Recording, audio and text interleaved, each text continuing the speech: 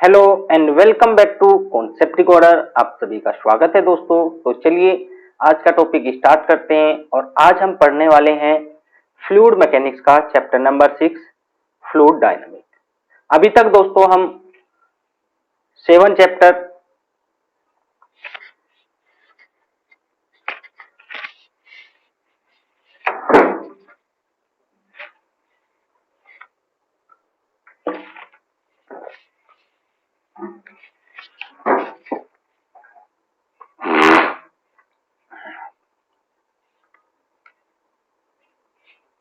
Hello and welcome back to concept decoder. आप सभी का स्वागत है दोस्तों।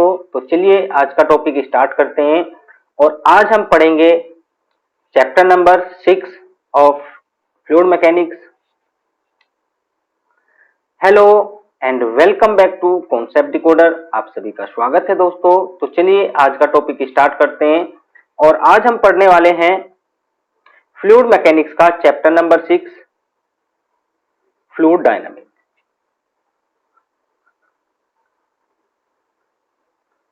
लास्ट वीडियो लेक्चर में हमने फ्लूइड काइनेमेटिक्स को कंप्लीट किया। आज हम कंप्लीट करेंगे दोस्तों फ्लूइड डायनामिक्स और ये है चैप्टर नंबर 6। अभी तक हम दोस्तों लेक्चर 6 लेक्चर कंप्लीट कर चुके हैं। ये लेक्चर 7 है और 6 लेक्चर में हमने दोस्तों 5 चैप्टर कंप्लीट कर लिए। मतलब हम मैराथन टाइप से सभी लेक्चर्स को करते जा रहे हैं। इसमें दोस्तों हमने कोई भी पॉइंट स्किप नहीं किए हैं। सभी चीजें मैं आपको करा रहा हूं और हम सभी चीजें शॉर्ट में कर देंगे। तो अगर आप इनरोल करना चाहते हैं तो इनरोल कर सकते हैं। ये सभी क्लासेस प्राइवेट होने वाली हैं जल्दी और ये सभी क्लासेस सिर्फ इनरोल्ड स्टूडेंट को मिलने वाली हैं, जिसमें दोस्तों हम आपको दोनों चीज प्रोवाइड कराएंगे। नॉन टेक्निकल का सिलेबस आपके सामने है, आप यहां से देख सकते हैं। और यह है दोस्तों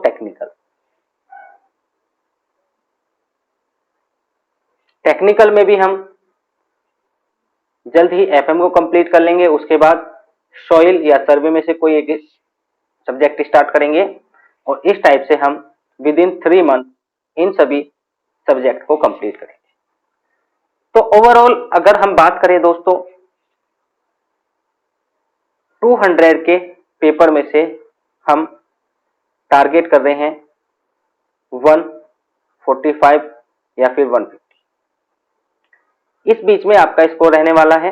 इससे ऊपर भी जा सकता है, इससे नीचे नहीं जाएगा, ये गारंटी है अगर आप सभी क्लासेस को प्रॉपर वे में देखते हैं। तो आपने इनरोल करना है। इनरोलमेंट करने के बाद दोस्तों आपको सभी क्लासेस मिलेंगी, नॉन टेक प्लस टेक्निकल की, प्लस आपको इसके साथ दोस्तों सभी पीडीएफ मिल जाएंगी, प्लस टेस्ट सीरीज आपको फ्री मिलने वाली। तो अभी जो अपकमिंग एग्जाम है डीडीए, उसके लिए टेक्निकल दोस्तों कंप्लीट मैं आपको कराने वाला हूं। एसएससी जेईई के लिए दोनों चीजें होने वाली है, नॉन टेक प्लस टेक्निकल, क्योंकि डीडीए में जो नॉन टेक आता है वो कुछ डिफरेंट आता है, इसलिए मैं नॉन टेक की बात नहीं करूंगा डीडीए की। बट हाँ, एसएससी जेईई में जो भी नॉन टेक आता है उसको हम कवर करते हैं, उसी के बेसिस पे हमने क्लासेस चलाई। तो आप इनरोल कर सकते हैं। ये मेरा कॉन्टैक्ट नंबर है, आप इस पे कॉन्टैक्ट कर सकते हैं और ग्रुप में ज्वाइन हो सकते हैं। तो चलिए आज का टॉपिक स्टार्ट करते हैं और जानेंगे फ्लूइड डायनामिक्स के बारे में।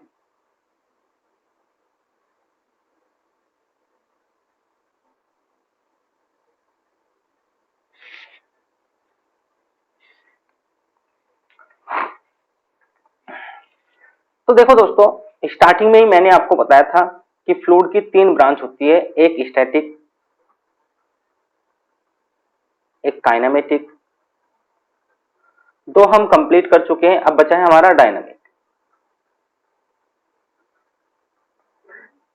चलिए समझते हैं डायनामिक का मतलब क्या है। देखो काइनेमेटिक में क्या होता है, काइनेमेटिक में हम स्टडी करते हैं फ्लूइड के फ्लो पैरामीटर्स की, जैसे कि वेलोसिटी, एक्सीलरेशन, इन सब। बट जो मोशन को कॉज करता है उसकी स्टडी नहीं करते हैं, मींस हम फोर्स की स्टडी नहीं करते हैं in case of kinematic. But dynamic में हम दोस्तों फोर्स की स्टडी करने वाले। तो चलिए जानते हैं कितने टाइप की फोर्स लगती है किसी फ्लोइंग फ्लूइड में। यहाँ पे दिया है दोस्तों, in fluid flow various force acting are. जैसे कि दोस्तों एक होता है gravity force, pressure force, viscous force, force due to compressibility, force due to turbulence, minus forces like surface tension. तो ये सभी फोर्सेस किसी फ्लोइंग फ्लूइड में एक्ट करती हैं। जैसे कि दोस्तों इलास्टिक फोर्स, ये सभी माइनर फोर्स आ जाएंगी। ऊपर की ये दो आप तीन देख रहे हैं, ये है मेजर फोर्स। तो डिफरेंट टाइप की फोर्स की स्टडी हम आज करने वाले हैं। तो चलिए स्टार्ट करते हैं। सबसे पहले दोस्तों फोर्स की स्टडी की थी न्यूटन सर ने।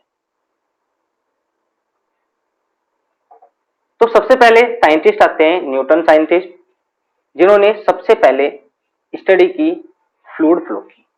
इन्होंने दोस्तों अपना इक्वेशन दिया और उसमें सभी फोर्सेस को कंसीडर किया। अब देखो सभी फोर्सेस को कंसीडर करने का मतलब क्या है, बहुत ही डिफिकल्ट हो जाएंगी चीज, बहुत ही कॉम्प्लिकेटेड हो जाएंगी, तो इसका कोई मतलब नहीं होता है, मतलब इसको हम नहीं पढ़ने वाले। फिर आते हैं दोस्तों रेनॉल्ड सर, इन्होंने अपना एक इक्वेशन दिया। इन्होंने क्या किया, थोड़ा सा फोर्स को यहाँ पे अवॉइड किया, कुछ फोर्स को अवॉइड किया। कौन सी फोर्स थी, जैसे कि दोस्तों minor forces plus force due to compressibility, ये सभी फोर्स इन्होंने अवॉइड की। और यहाँ पे इन्होंने सिर्फ चार फोर्सेस को कंसीडर किया, gravity force, pressure force, viscous force and force due to turbulence. तो ये भी लेंथी हो जाती है इक्वेशन, ये भी हमारे सिलेबस में नहीं है। आगे चलते हैं। फिर आते हैं दोस्तों नेवियर स्टोक्स, मैंने यहाँ पे सिर्फ नेवियर का नाम लिखा है, आप चाहें तो इसको यहाँ पे स्टोक भी ऐड कर लेना, दोनों साइंटिस्ट थे। नेवियर स्टोक ने भी अपना एक इक्वेशन दिया मोशन का। इन्होंने क्या किया दोस्तों, इन्होंने थोड़ा सा और इजी बना दिया स्टडी को। इन्होंने फोर्स ड्यू टू टर्बुलेंस को भी अवॉइड कर दिया और इन्होंने सिर्फ तीन फोर्स कंसीडर की, gravity force, pressure force and viscous force. ये सभी पूछता है इसलिए मैंने यहाँ पे लिखा हुआ है। फिर आते हैं दोस्तों यूलर इक्वेशन ऑफ मोशन, ये इंपॉर्टेंट है, ये हमारे सिलेबस में भी है और इसी से क्वेश्चन पूछे जाते हैं। तो देखो इन्होंने विस्कस फोर्स को भी नेग्लेक्ट कर दिया और इन्होंने सिर्फ दो फोर्स को कंसीडर किया, pressure force and gravity force. देखो न्यूटन सेकंड लॉ आपने पढ़ा होगा,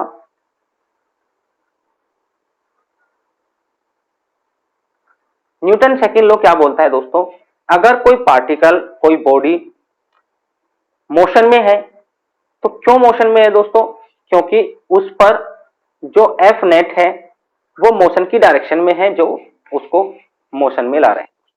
मतलब कोई बॉडी है, लेट सपोज इस बॉडी की बात कर रहे हैं, इस पर दो फोर्स लग रहे हैं, एक इधर से फोर्स लग रहा है F1, एक इधर से फोर्स लग रहा है F2, और F2 ज्यादा है F1 से।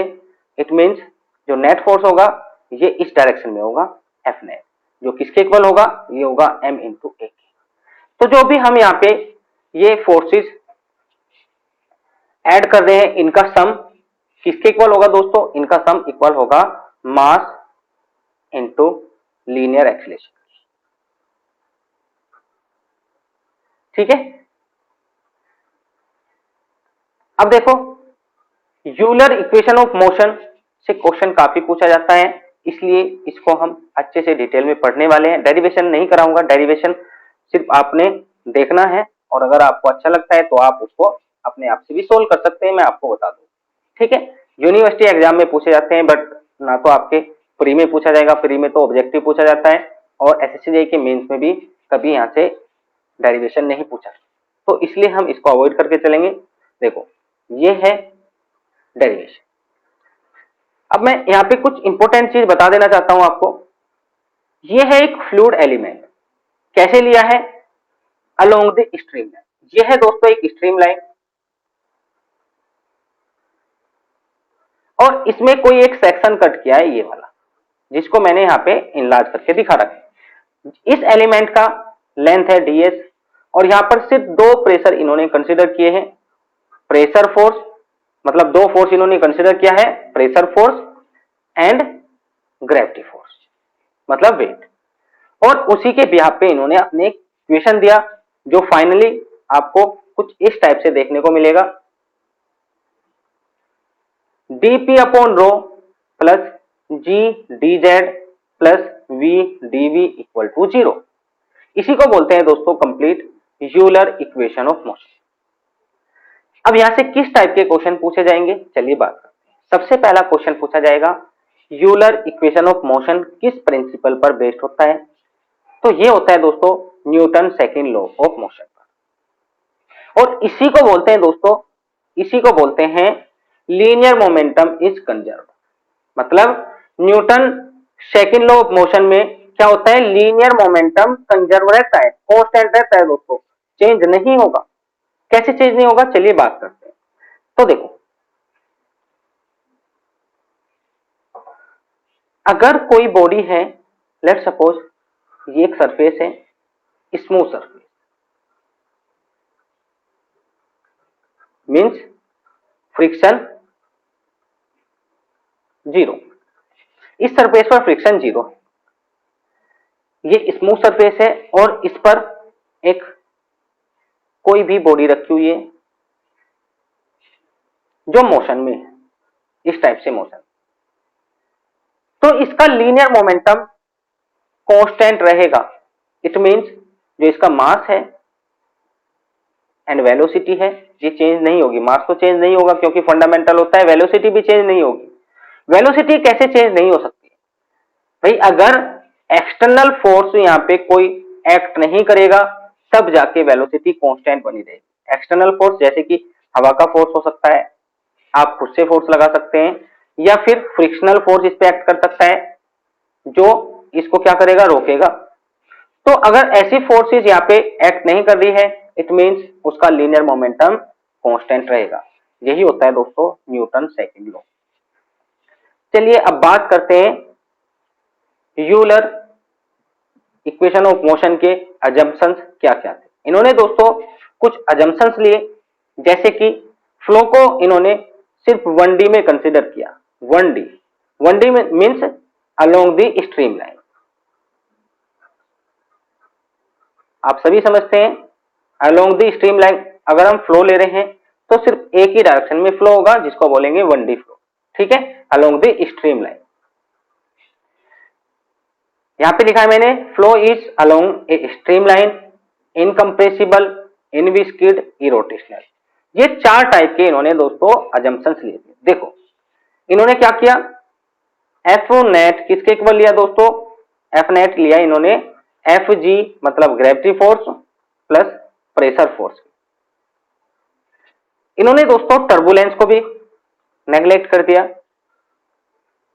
जब टर्बुलेंस नेग्लेक्ट हो जाएगा इसका मतलब क्या है, हमको स्ट्रीम लाइन देखने को मिलेगी, क्योंकि टर्बुलेंट फ्लो में स्ट्रीम लाइन नहीं होती, इसलिए इन्होंने स्ट्रीम लाइन का कॉन्सेप्ट दिया, ठीक है। फिर इन्होंने नेग्लेक्ट किया दोस्तों फोर्स ड्यू टू कंप्रेसिबिलिटी, मतलब फ्लो को कैसे माना दोस्तों, इन्होंने इनकंप्रेसिबल माना। फिर इन्होंने नेग्लेक्ट किया दोस्तों फोर्स ड्यू टू विस्कोसिटी, मतलब इन्होंने फ्लो को कैसा माना, इनविस्किड माना। जब इनविस्किड फ्लो होगा तो कैसा फ्लो होगा, ई रोटेशनल फ्लो होगा, ये तो आप सभी समझते हैं। क्यों, क्योंकि विस्कस फोर्स जब लगती है तो रोटेशन कोज करती है, यहाँ पे विस्कस फोर्स नहीं लगेगी तो रोटेशन भी कोज नहीं होगा। इट मींस फ्लो कैसा होगा, ई रोटेशनल। तो चारों कॉन्सेप्ट मैंने आपको बता दी। चलिए अब आगे चलते हैं। चलिए दोस्तों अब बात करेंगे बर्नौली इक्वेशन, जो कि बेस्ड होती है कंजर्वेशन ऑफ एनर्जी पर। देखो हमने यूलर इक्वेशन का देखा जो कि बेस्ड होती है Newton second law of motion पर, जिसमें लीनियर मोमेंटम आपका कंजर्व रहता है। इसमें दोस्तों आपका एनर्जी कंजर्व रहेगा, किस केस में, बर्नौली इक्वेशन में। बर्नौली इक्वेशन क्या है दोस्तों, मॉडिफाई फॉर्म है यूलर इक्वेशन की। इन्होंने क्या किया, यूलर इक्वेशन को ही मॉडिफाई करके अपनी एक इक्वेशन दी जिसका नाम पड़ा दोस्तों बर्नौली इक्वेशन। इन्होंने दोस्तों यूलर इक्वेशन का इंटीग्रेशन किया और अपनी एक इक्वेशन बनाई जिसको हम देखने वाले हैं, जो कि इक्वेशन कुछ आपको इस टाइप की दिखेगी। देखो ये है यूलर इक्वेशन जिसको हमने क्या कर दिया दोस्तों, इंटीग्रेट कर दिया। तो जब इसको इंटीग्रेशन करेंगे तो ये हो जाएगा P अपॉन रो, ये हो जाएगा दोस्तों जी जेड, और ये हो जाएगा आपका V square upon 2 G, sorry ये हो जाएगा आपका v स्क्वायर अपॉन 2, ठीक है, जी नहीं आएगा, इक्वल टू कांस्टेंट। तो ये जो आप इक्वेशन देख रहे हैं ये है आपकी बर्नौली इक्वेशन। चलिए इसकी फाइनल फॉर्म देखते हैं। हमने यहां से g को कॉमन ले लिया है, तो जैसे हम g को कॉमन लेंगे दोस्तों, तो हमारे पास इक्वेशन बचेगी p upon rho G v square upon 2g plus z equal to constant, ठीक है। अब देखो यहां पर एजम्पशंस पढ़ने से पहले मैं आपको इन सभी टर्म्स का मतलब बता देना चाहता हूं। If there is no work और एनर्जी ट्रांसफर, अगर दोस्तों कोई भी वर्क या एनर्जी ट्रांसफर नहीं हो रहा है, it means sum of pressure head, इसको बोलेंगे दोस्तों प्रेशर हेड, प्लस इसको बोलेंगे दोस्तों आपका काइनेटिक हेड, और इसको बोलेंगे डेटम या पोटेंशियल हेड। इन तीनों का सम आपका कांस्टेंट रहने वाला है। इन तीनों का सम दोस्तों कांस्टेंट रहने वाला है अगर कोई भी वर्क या आपका एनर्जी का ट्रांसफर नहीं है, ठीक है। चलिए अब बात करते हैं नेक्स्ट है आपका ये सभी टर्म्स, इनके बारे में जानते हैं। तो देखो P अपॉन रो जी को हमने बोला दोस्तों प्रेशर हेड, और इसी को हम बोलते हैं दोस्तों pressure energy per unit weight. चलिए जानते हैं कैसे। देखो P अपॉन रो जी है,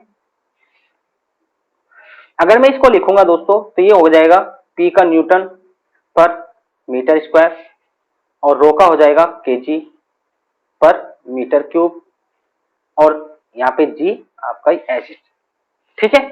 न्यूटन को हम लिख सकते हैं दोस्तों kg into g metre cube, नीचे बचेगा metre square into kg into g से जी कैंसिल आउट, केजी से केजी कैंसिल आउट, और इससे ये कैंसिल आउट हो जाएगा, तो ये बचेगा दोस्तों आपका मीटर, जो कि हम अभी देख चुके हैं। P अपॉन रो जी क्या है, एक हेड, ठीक है। P अपॉन रो जी क्या है, एक हेड।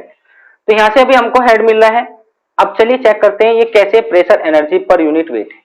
तो प्रेशर एनर्जी का यूनिट होता है न्यूटन मीटर, और वेट का क्या हो जाएगा न्यूटन, तो न्यूटन से न्यूटन कैंसिल आउट, यहां से भी दोस्तों आपका मीटर आ रहा है। इट मींस जो हमने अभी बोला है वो बिल्कुल करेक्ट है। ऐसे दोस्तों v स्क्वायर अपॉन 2g हो जाएगा kinetic energy per unit weight, ऐसे ही दोस्तों z हो जाएगा potential energy per unit weight. ये क्वेश्चन पूछे जाते हैं, आपने ध्यान रखना है। अब अगर मैं दोस्तों क्या करूं, अगर मैं यहां से रो जी को कॉमन ले लूं या फिर जी को कॉमन ले लूं, तो यहाँ पे क्या बचेगा, यहाँ पे बचेगा P अपॉन रो, और यहाँ पे क्या बचेगा दोस्तों v स्क्वायर अपॉन 2, और यहाँ पे बचेगा जी जेड। अब चलिए इन सभी को समझते हैं, इनको क्या बोलेंगे। तो देखो दोस्तों इसको बोलेंगे pressure energy per unit mass, इसको बोलेंगे kinetic energy per unit mass, इसको बोलेंगे potential energy per unit mass. आप निकाल के देख सकते हैं, सेम आएगा। तो यहाँ पे मैंने लिखा है, बस इसको थोड़ा सा करेक्ट कर लेना, मैं इसको करेक्ट करके दे दूंगा आपको। ये दोनों चीजें एक साथ लिखी हुई हैं, इसको लिखेंगे हम P अपॉन रो, ठीक है। ये हो जाएगा kinetic energy per unit mass, ये हो जाएगा potential energy per unit mass. चलिए बात करते हैं, अगर मैं रो जी को कॉमन ले लेता हूं तो यहाँ पे बचेगा दोस्तों P, और यहाँ पे बचेगा रो v स्क्वायर अपॉन 2, यहाँ पे बचेगा दोस्तों z इक्वल टू कांस्टेंट। अब देखो इसको बोलेंगे हम स्टैटिक प्रेशर, इसको बोलेंगे दोस्तों डायनामिक, क्योंकि इसमें रो की मल्टीप्लाई हो चुकी है। इसको बोलेंगे दोस्तों हम, यहाँ पे क्या होगा, जेड नहीं होगा, यहाँ पे होगा जी जेड, रो जी जेड, ठीक है। तो ये हो जाएगा आपका हाइड्रोस्टैटिक प्रेशर। ये कैसा प्रेशर, स्टैटिक, ये कैसा दोस्तों डायनामिक, और ये कैसा प्रेशर, हाइड्रोस्टैटिक प्रेशर। तो ध्यान रखना है आपने सभी टर्म्स के बारे में। तो मैंने यहाँ पे लिखा हुआ है, ये देखो P है आपका स्टैटिक प्रेशर, रो v स्क्वायर अपॉन 2 है dynamic pressure, rho g Z है आपका हाइड्रोस्टैटिक प्रेशर। इसका यूज अभी मैं आपको बताने वाला। सबसे पहले हम जानेंगे अजम्पशंस इन बर्नौली इक्वेशन। तो देखो दोस्तों सबसे पहला अजम्पशन आ जाएगा steady along a stream line, मतलब यहाँ पे फ्लो को कैसा माना है, स्टेडी फ्लो माना है along the stream line. Along the stream line का मतलब 1D फ्लो, ठीक है, एक ही डायरेक्शन में फ्लो हो रहा है या एक ही डायमेंशन में फ्लो है। दूसरा दोस्तों इन्होंने माना इनकम्प्रेसिबल, क्यों माना इनकम्प्रेसिबल, क्योंकि हमने देखा अभी कंप्रेसिबिलिटी इन्होंने नेग्लेक्ट की है। फोर्स ड्यू टू कंप्रेसिबिलिटी क्या किया इन्होंने, एफ सी को 0 किया है। इनविस्किड माना क्योंकि एफ वी को भी इन्होंने क्या किया दोस्तों, 0 किया। यूनिफॉर्म वेलोसिटी लिया दोस्तों, ना कि यूनिफॉर्म फ्लो। यूनिफॉर्म फ्लो में फ्लो पैरामीटर कांस्टेंट रहते हैं स्पेस के साथ, जबकि हम यहाँ पे बात कर रहे हैं सिर्फ यूनिफॉर्म वेलोसिटी की और कॉन्टिन्यूअस फ्लो। ठीक है। फिर ई रोटेशनल, क्यों, क्योंकि विस्कोसिटी क्या है, 0, और अगर विस्कोसिटी 0 है तो फ्लो कैसा होगा, ई रोटेशनल होगा। ठीक है। अब देखो दोस्तों, यहाँ पे एक काम की बात आती है, ये सभी चीजें किस में मौजूद होती है, मतलब ये सभी प्रॉपर्टीज किसकी प्रॉपर्टीज होती हैं, ये होती है आइडियल फ्लूइड फ्लो। तो बेसिकली जो बर्नौली इक्वेशन थी वो किसके लिए थी दोस्तों, आइडियल फ्लूइड फ्लो के लिए थी, ना कि रियल फ्लूइड के लिए। बट इसको हम रियल फ्लूइड में भी अप्लाई करते हैं। ठीक है। चलिए बात करते हैं नेक्स्ट। यहाँ पे मैंने नोट लिखा है, डायरेक्ट क्वेश्चन अपीयर होते हैं यहाँ से। स्टैग्नेशन प्रेशर क्या होता है, तो स्टैग्नेशन प्रेशर होता है दोस्तों स्टैटिक प्रेशर, जिसको हम लिखेंगे P, प्लस डायनामिक प्रेशर जिसको लिखेंगे रो वी स्क्वायर अपॉन 2। इन दोनों के सम को बोलते हैं स्टैग्नेशन प्रेशर, जो कि हम निकालते हैं पिटोट ट्यूब से, जिसको आगे चल के मैं बताने वाला। फिर आता है पीजोमेट्रिक प्रेशर, जो होता है static pressure P plus hydrostatic pressure rho g z. ठीक है। इसको बोलते हैं दोस्तों हम पीजोमेट्रिक प्रेशर। चलिए आगे चलते हैं।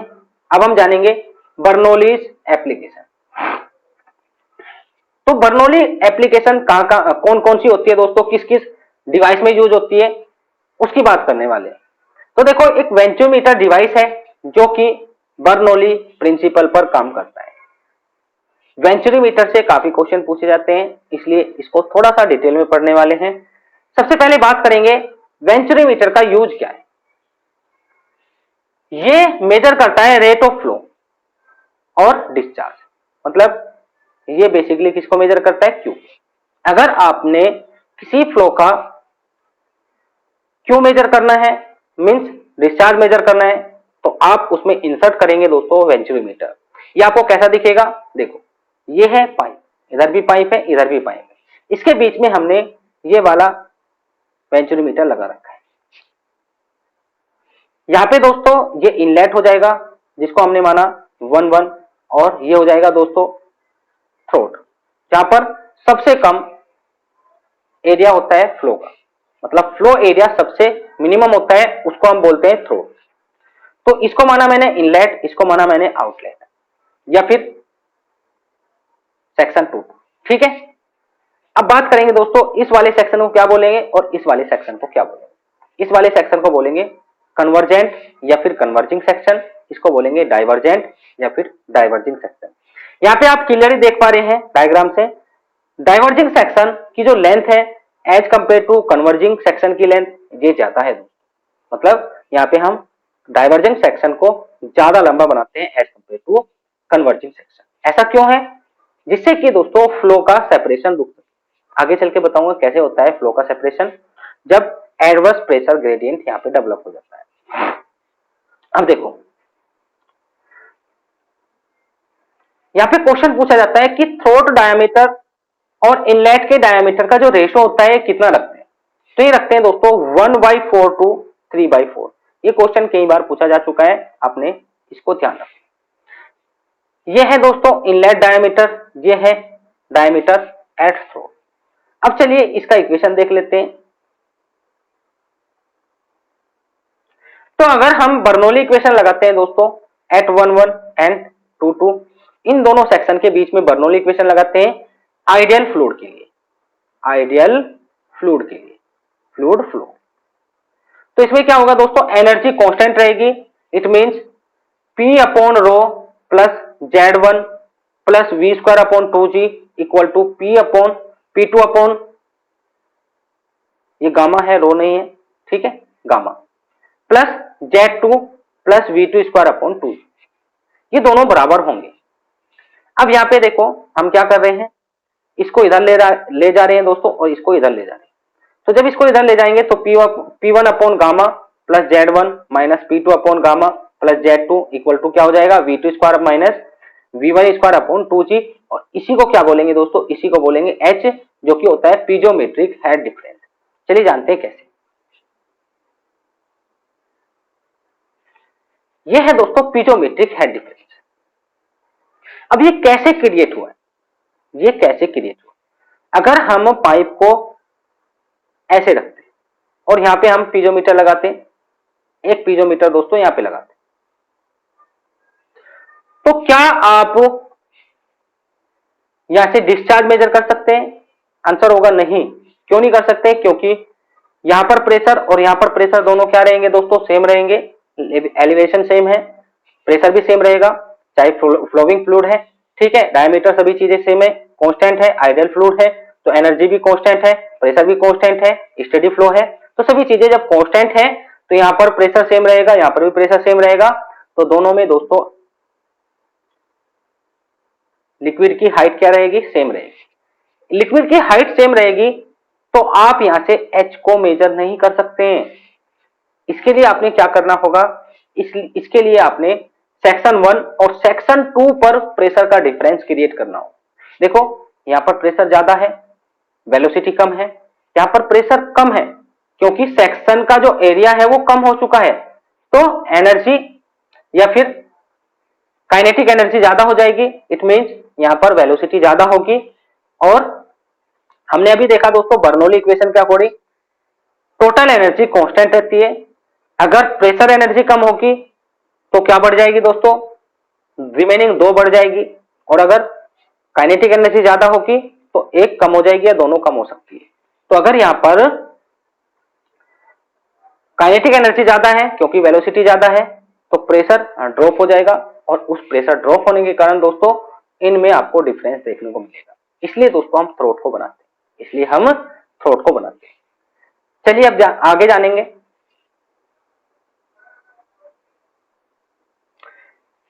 यह है आपकी फाइनल इक्वेशन। ये क्या है दोस्तों, फाइनल इक्वेशन। यह है स्मॉल a1 a2, a1 है दोस्तों इनलेट पर एरिया और a2 है थ्रोट का एरिया। ऐसे दोस्तों यहाँ पे अंडर रूट में a1 square minus a2 square, और ये है दोस्तों अंडर रूट 2gh। तो ये वाली इक्वेशन आपकी आइडियल फ्लो के लिए है, आइडियल फ्लो के लिए जिसमें एनर्जी आपकी कांस्टेंट रहेगी। बट हम रियल फ्लूइड के लिए भी, रियल फ्लूइड फ्लो के लिए भी हम इसको लगाते हैं, तो वहां पे क्या क्या चेंजेस देखने को मिलते हैं, चलिए बात करते हैं। तो देखो दोस्तों अगर हम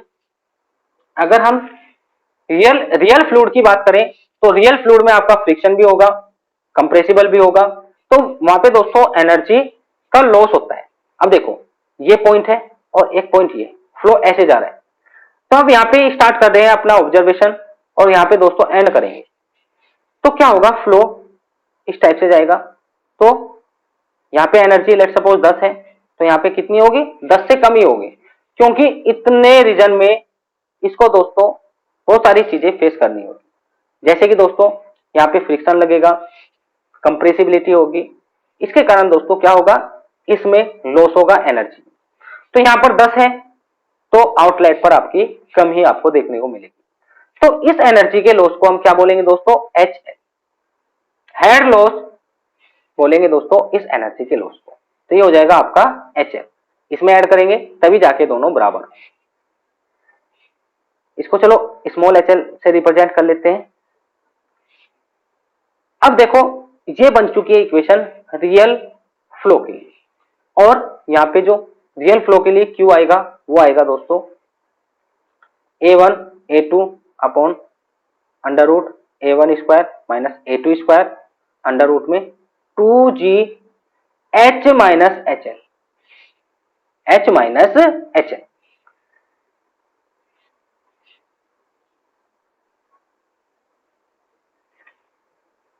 अब जब इन दोनों को दोस्तों हम क्या करते हैं, इन दोनों का कंपैरिजन करते हैं। पहले हम देखेंगे actual, Q actual.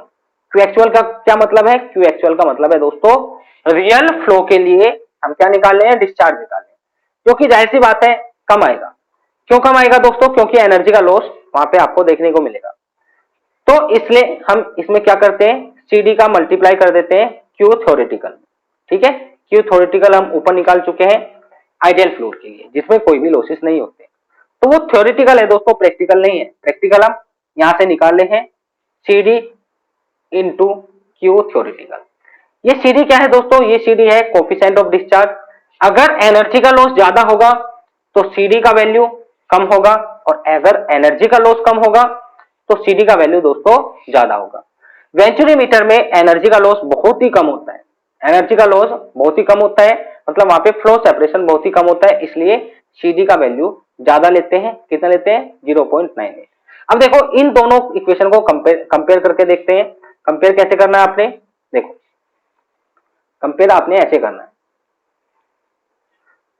Q theoretical equal to A1 A2 under root A1 square minus A2 square under root में 2GH, और वहीं पे दोस्तों Q एक्चुअल ये हो जाएगा A1 A2 upon under root A1 square minus A2 square 2GH minus HL। ठीक है, अब जब मैं इनको डिवाइड करूंगा तो इससे ये कट जाएगा, तो यहाँ पे दोस्तों इससे ये कट जाएगा, बचेगा क्या, ऊपर बचेगा अंडर रूट H और नीचे बचेगा under root H minus HL। ठीक है, तो यहाँ पर इन दोनों का रेशो क्या आ चुका है, Q theoretical upon Q actual, ये आ चुका है under root H upon H minus HL। इसी को क्या बोलेंगे दोस्तों, इसी को बोलेंगे CD। तो अगर आपसे CD पूछा जाए और वहां पे दोस्तों पिजोमेट्रिक हेड डिफरेंस दिया जाए और हेड लॉस दिया जाए, तो आपने सिंपली यहाँ पे रखना है और CD निकाल देना है। क्वेश्चन पूछा जाता है इसलिए मैंने इसको बताया। चलिए बात करेंगे कुछ इंपॉर्टेंट पॉइंट की। यहाँ पे लिखा है मैंने, length of diverging section is more than length of converging section to overcome the adverse pressure gradient और to avoid the flow separation. देखो क्या होगा, चलो मैं यहाँ पे बता देता हूं आपको। ये एक पाइप है और मैंने दोस्तों इसको इस टाइप से चेंज किया। एक ये पाइप है,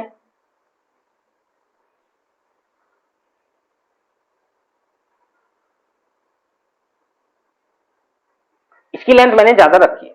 ठीक है, अब दूसरा पाइप है दोस्तों जिसमें मैंने कुछ इस टाइप से चेंज किया है, सडनली चेंज कर दिया है इसके सेक्शन। तो आप बताएंगे मुझे इसमें फ्लो सेपरेशन के चांस ज्यादा है या फिर इसमें चांस ज्यादा है। तो जाहिर सी बात है भाई, देखो जैसे ही फ्लो ऐसे चलेगा, यहां से निकलेगा, इसको ज्यादा लंबा लेंथ नहीं मिलेगा। अपने आप को कन्वर्ट करने के लिए फुल फ्लो में इसको ज्यादा लंबा लेंथ नहीं मिलेगा, इसलिए दोस्तों क्या होगा, ये बाउंड्री को सेपरेट कर जाएगा। यहां पे देखें, यहां पे ये यूनिफॉर्मली दोस्तों अपने आप को डेवलप करेगा। ठीक है, और यहाँ पे जाके ये फुल डेवलप हो जाएगा, यहाँ पे जाके ये फुल डेवलप हो जाएगा। इसको इतना लेंथ नहीं मिल रहा है तो ये कहीं पे यहाँ पे जाके डेवलप होगा, ऐसे करके ऐसे करके। और ये जो बचा है दोस्तों इसको क्या बोलते हैं, flow separation, boundary layer flow separation. ठीक है, तो ये बाउंड्री को छोड़ देता है, जिसके कारण दोस्तों यहाँ पे क्या क्रिएट होता है, जिसके कारण यहाँ पे बबल्स क्रिएट होती है जो कि एनर्जी का लॉस करती है, मतलब यहाँ पे एडीज बनने लगती है। और ये क्यों होता है, ये होता है दोस्तों due to adverse pressure gradient. अब देखेंगे इसका मतलब क्या है। देखो यहां पर प्रेशर कम है और यहां पर दोस्तों प्रेशर ज्यादा है। हम सभी समझते हैं इन जनरल कि हाई प्रेशर से लो प्रेशर की ओर फ्लो होता है, मतलब इधर प्रेशर ज्यादा है P2 और इधर प्रेशर कम है P1। तो फ्लो कैसा होना चाहिए, फ्लो होना चाहिए ऐसा, बट फिर भी कैसा हो रहा है दोस्तों, फ्लो ऐसा हो रहा है क्योंकि अभी हमने यहां पर फ्लो वेलोसिटी ज्यादा रखी है, जिसके कारण दोस्तों फ्लो हो रहा है। बट अगर इस लेंथ को हम छोटा कर दें, इस लेंथ को हम छोटा कर दें तो इससे क्या होगा दोस्तों, उससे चेंजेस बहुत ही तेजी से होंगे, चेंजेस बहुत ही तेजी से होंगे और एक एडवर्स प्रेशर ग्रेडियंट डेवलप हो जाएगा, जिसके कारण दोस्तों फ्लो का सेपरेशन होगा। सिंपल सी बात है। तो फ्लो के सेपरेशन को अवॉइड करने के लिए हम इस डाइवर्जिंग लेंथ को ज्यादा रखते हैं। बात करेंगे दोस्तों एंगल ऑफ कन्वर्जेंस कितना रखते हैं, 22 से 23 डिग्री रखते हैं, और एंगल ऑफ डाइवर्जेंस हम कितना रखते हैं दोस्तों, ये रखते हैं 5 से 6 degree, to avoid the flow separation, to avoid the flow separation.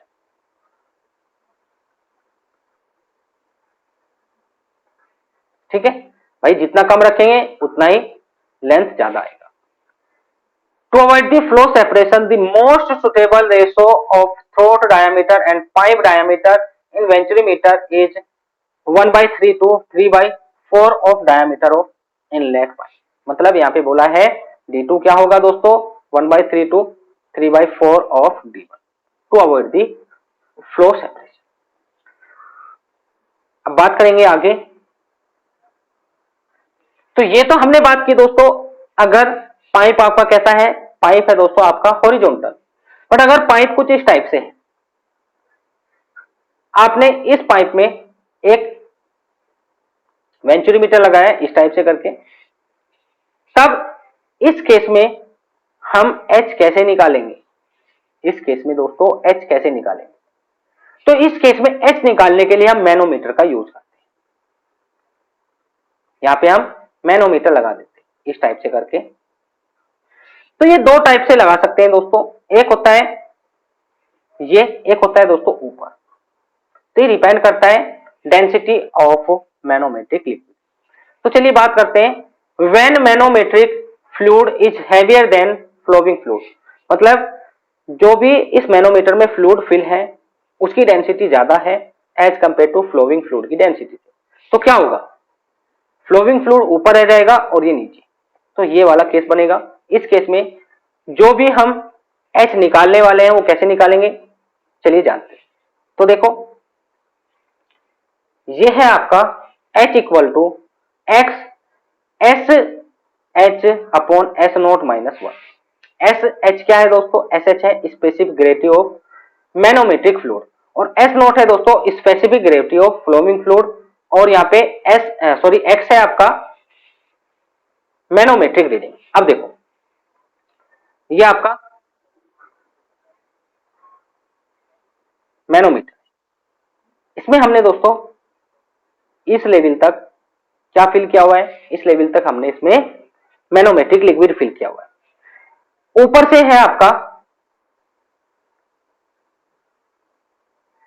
Flowing fluid, अगर फ्लोइंग फ्लूइड का प्रेशर ज्यादा होगा इट मींस इनके लेवल में डिफरेंस ज्यादा हो जाएगा क्योंकि ये ऊपर ज्यादा पहुंच जाएगा, और अगर ये प्रेशर कम होगा इट मींस ये जो आप डिफरेंस देख पा रहे हैं ये कम होगा, जिसको हम एक्स बोल रहे हैं। तो प्रेशर जितना ज्यादा होगा डिफरेंस उतना ही ज्यादा बड़ा आएगा, प्रेशर जितना कम होगा डिफरेंस उतना ही कम आएगा, ठीक है। और प्रेशर जितना ज्यादा होगा इट मींस डिस्चार्ज भी उतना ही ज्यादा होगा, सिंपल सी बात है। तो एक्स जितना ज्यादा होगा डिस्चार्ज उतना ज्यादा आएगा क्योंकि एच ज्यादा आ रहा है, ठीक है। और यहां से हम निकाल सकते हैं Q थ्योरेटिकल बराबर CD into A1 A2 upon under root A1 square minus A2 square under root 2GH। ये H यहां से निकालेंगे और यहां पे रख देंगे, आप Q थ्योरेटिकल निकाल सकते हैं। चलिए अब बात करेंगे हम next, when manometric fluid is lighter than flowing fluid, मतलब अगर मैनोमेट्रिक फ्लूइड हल्का है और फ्लोइंग फ्लूइड भारी है दोस्तों, उस केस में क्या होगा, उस केस में कुछ इस टाइप से आपको देखने को मिलेगा। ऊपर की टाइप हम क्या लगा देते हैं, मैनोमीटर लगा देते हैं दोस्तों, नीचे क्या होगा आपका पाइप होगा, ठीक है। ऐसे करें, आप इनके रियल डायग्राम देख सकते हैं गूगल पे जाके या आपकी बुक में भी होंगे, वहां पे देख सकते हैं। तो यहाँ पे हम निकालेंगे H equal to x bracket 1 minus S T upon S naught. S T क्या है दोस्तों, ये है आपका specific gravity of light liquid या लाइट फ्लूइड, जो हम बोला है दोस्तों किसको, मैनोमेट्रिक फ्लूइड को, ठीक है। और नीचे हो जाएगा एस नोट। ऐसा क्यों किया है, क्योंकि अब जब इसको काटेंगे हमेशा एक से कम आएगा, और एक से कम आएगा तो ये आपका पॉजिटिव रहने वाला है, ठीक है। अब बात करेंगे दोस्तों लिमिटेशन ऑफ वेंचुरीमीटर। वेंचुरीमीटर की क्या क्या लिमिटेशंस होती हैं, तो ये हैं सभी limitations. They are larger in size and hence where space is limited they can not be use. तो ये साइज में बड़े होते हैं, तो जहां पर स्पेस लिमिटेड होता है इसको हम यूज नहीं कर सकते। दूसरा दोस्तों ये एक्सपेंसिव होते हैं, इनकी इनिशियल कॉस्ट हाई होती है, इंस्टॉलेशन भी हाई होता है दोस्तों, और मेंटेनेंस भी हाई। बट इसके लिए सबसे अच्छा है कि इसका कोफिशिएंट ऑफ डिस्चार्ज बहुत हाई होता है, मतलब इसमें एनर्जी बहुत ही कम लॉस होती है, क्योंकि फ्लो सेपरेशन बहुत ही कम होता है इसमें। ठीक है, can not be use in pipe below 7.5 centimetre diameter. अगर डायमीटर 7.5 सेंटीमीटर से कम है तो उस केस में इसको यूज नहीं कर सकते हैं। Can not be altered for measuring flow rate up to a wide range. मतलब अगर आपने वाइड रेंज में, वाइड रेंज का मतलब क्या है, फ्लो रेट का वाइड रेंज, ठीक है, तो आप इसको अल्टर नहीं कर सकते, आप इसको बदल नहीं सकते हैं दोस्तों। ठीक है, तो ये है आपका लिमिटेशंस ऑफ वेंचुरीमीटर। तो ये वेंचुरीमीटर कंप्लीट हो चुका है। नेक्स्ट वीडियो लेक्चर में हम ऑरिफिस मीटर पढ़ेंगे, पिटोट ट्यूब, एल्बो मीटर और कुछ अदर्स इंस्ट्रूमेंट पढ़ेंगे। शॉर्ट में पढ़ लेंगे सभी चीजों को। ठीक है, और ये हमारा कंप्लीट हो जाएगा। उसके बाद हम स्टार्ट करेंगे दोस्तों पाइप फ्लो, पाइप फ्लो, फिर उसके बाद वीआर नोचिस ये सभी आ जाएंगे। तो चलिए अब देखते हैं दोस्तों, कुछ क्वेश्चन लाया हूं आपके लिए जो कि आपने सोल्व करने हैं, मैं आपको दिखाने वाला हूं बस थी, इसलिए वीडियो को बीच में रोकना पड़ा। देखो